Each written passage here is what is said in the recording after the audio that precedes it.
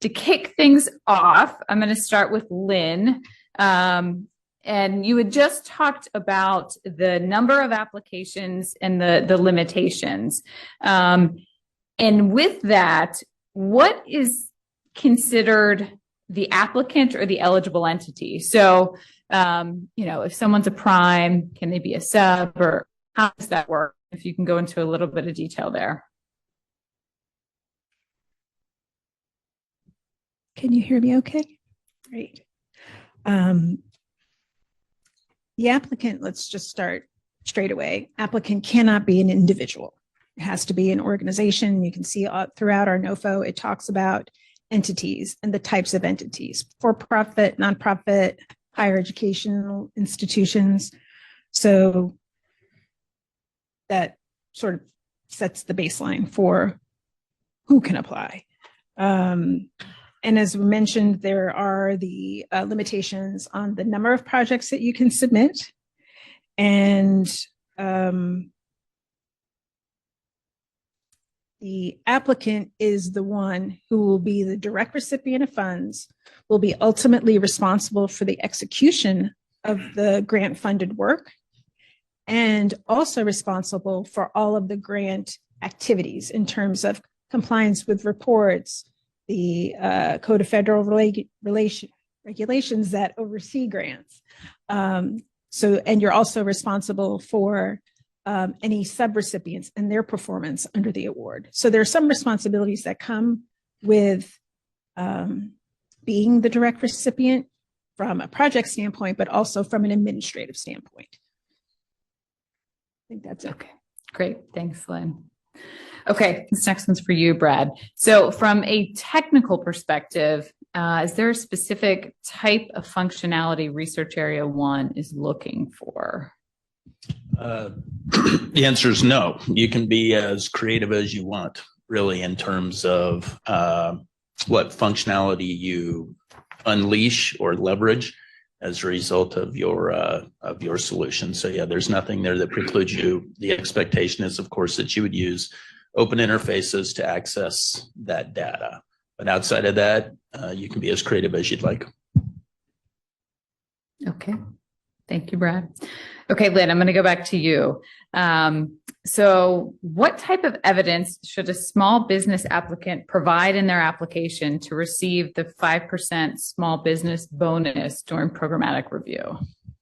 Sure. The first in the 424, if the applicant is in fact a small business, you would select for question 9, there's a drop-down menu.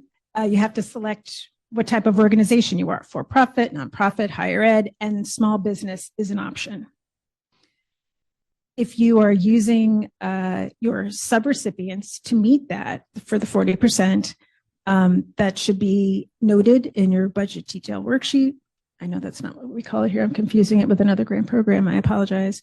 The budget narrative and justification, to note that's how you intend to meet that. Or if they submit a letter identifying that they are, and if they happen to have a UEI, that's great. They're not required to have a UEI, but we will use that to investigate, whether through sam.gov, public information that's available about company size. We will be validating the information that's provided.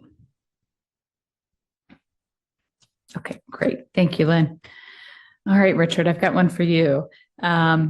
And I think we'll get quite a few questions on this, but can you explain the partnership requirements under SFRA 1 and the different functions that are required? Sure.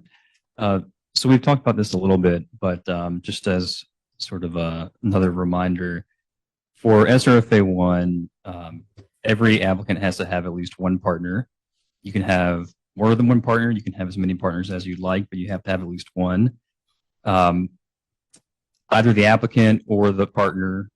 So at least one entity in an application has to have US UBO. If none of the entities have US UBO, the application will be disqualified. So that's very important.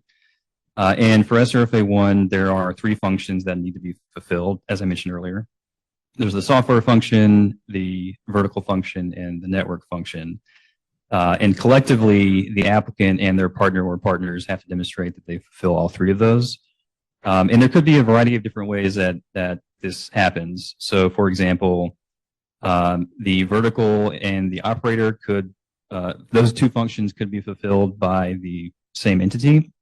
So you could have an applicant that is developing a software solution for a vertical player who operates their own private network. You also could have an applicant who is the software developer who's operating a network for a separate vertical entity. So there's room for creativity here, but those minimum requirements have to be met. And as I mentioned earlier, every application must include a letter of partnership intent. So that's going to be a single letter that is signed by every entity that's a party to the partnership. So the applicant and any of the partners that are involved.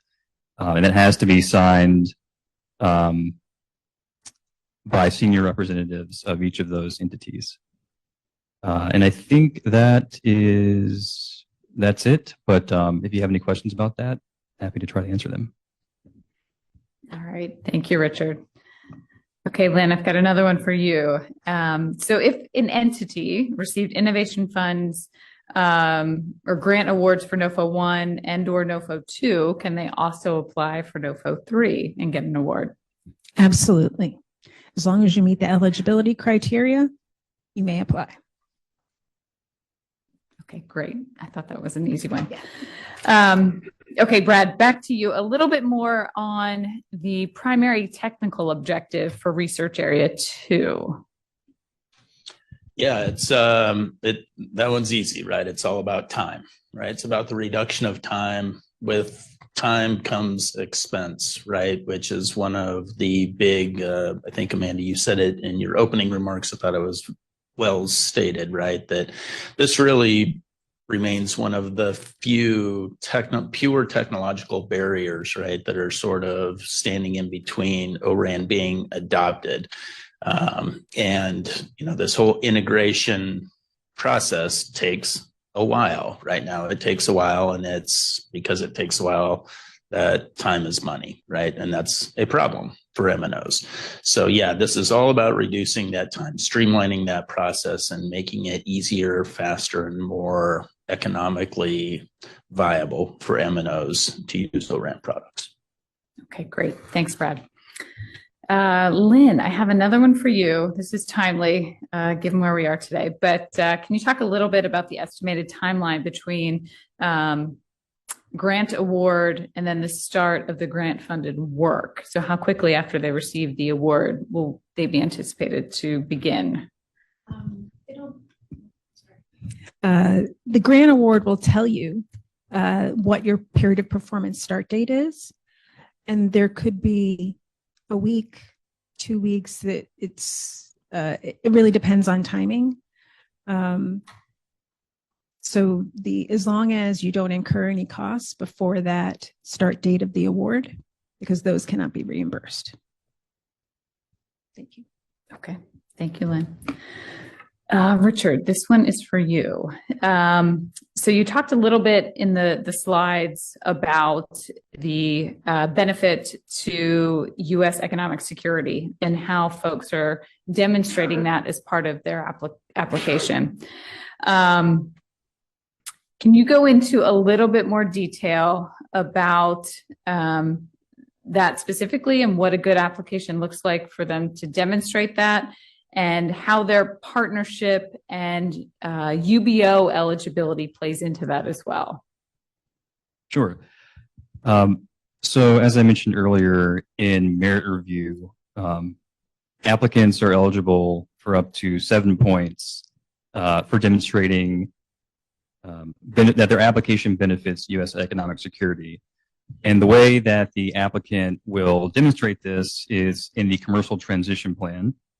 So when you look at the NOFO and you look at the commercial transition plan, which I think is section 4.1.1L, you'll see the U.S. economic security benefit as one of the bullets under there, as one of the criteria that we're looking for. And there's a number of ways that an application could demonstrate this benefit.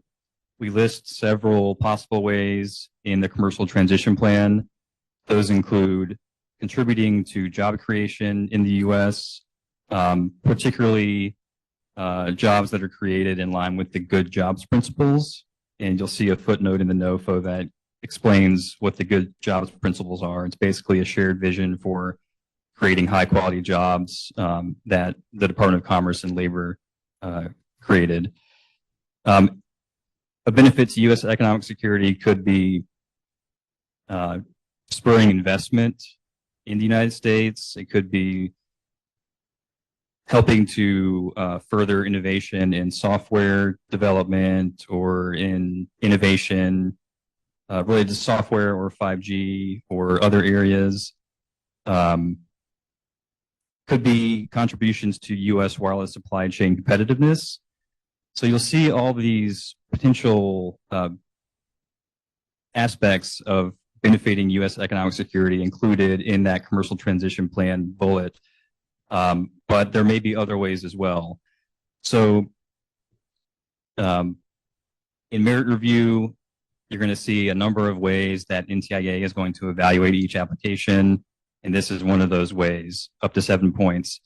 One other way that I'll mention that an application could benefit U.S. economic security is by including partnerships with U.S. stakeholders.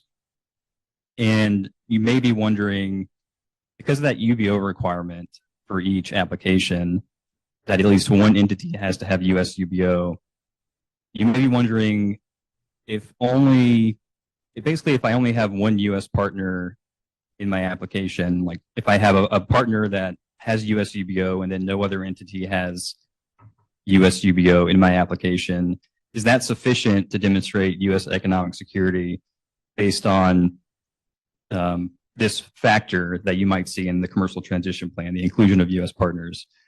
And so what we'll say to that is the way we're going to evaluate the benefits to U.S. economic security is not only looking at the inclusion of U.S. partners, it's looking at all of those various factors I mentioned, plus any others that may be included in the application. We'll look at not only the quantity of U.S. partners that may be involved, but also the quality. We'll look at U.S. UBO and all those other factors. So hopefully that gives maybe a little more information about how we might evaluate that specific criterion. Okay, thanks a lot, Richard. Lynn, back to you. So I know we talked a lot about this, but I just really want to drive home this point in the difference from this NOFO to the last NOFO. So Lynn, what are the NOFO 3 cost share requirements? The NOFO 3 cost share requirements are for SFRA 1, 30%, and for SFRA 2, 20%. And just to highlight that there will be no plus up provided for any cost share in excess of the minimum requirements. Great, thanks, Lynn. Okay, Brad, you spoke a little bit about this in your remarks, but are private CBRS networks acceptable for Research Area 1, where we call out that there must be a network available for deploying the solution? Yeah, they are. There's nothing that precludes any spectrum band really from being in play, whether that be licensed or unlicensed. So yeah, private CBRS networks are absolutely in play. Great. Okay, Lynn, my final one for you. So if an entity receives Innovation Fund grants under NOFO 3, will they still be eligible for future Innovation Fund awards? Yes. Again, similar to the previous question, as long as your organization meets the minimum criteria established for eligibility in the project requirements, you can absolutely apply. Okay, great. And then this one is the final one I have, a prepared question for you, Brad.